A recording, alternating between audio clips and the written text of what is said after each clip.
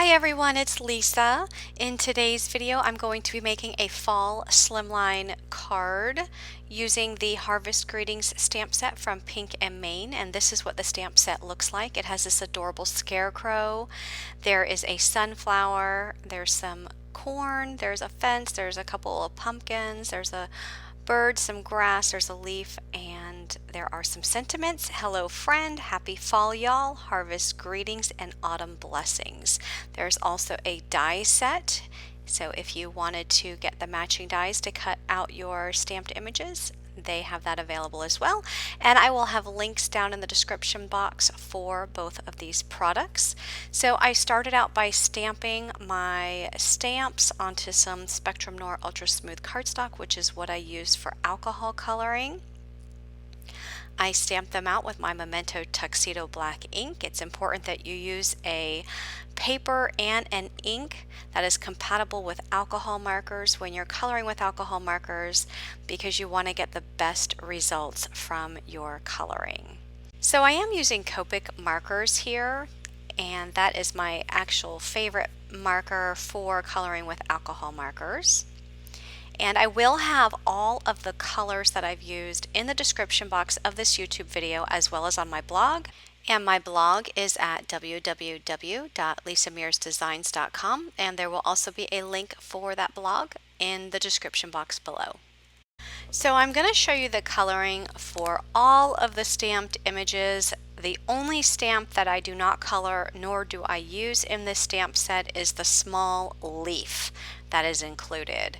And I also want to let you know that I am making a slimline card. You saw the picture of that at the beginning of this video.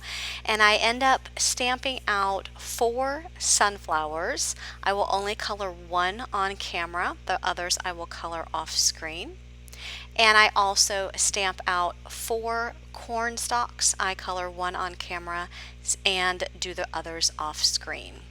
And as for the fence, I will be incorporating 4 of the fences. And again, I'll color 1 on camera and the others off screen. And then there is a patch of grass, which I will be incorporating 6 of those and only showing you the coloring for 1. And then last but not least, the pumpkins. I will be incorporating 3 pumpkins on my card today. So I'm going to go ahead and let you watch the rest of my coloring. I'm going to set this to music and I will be back to show you how I assemble my card.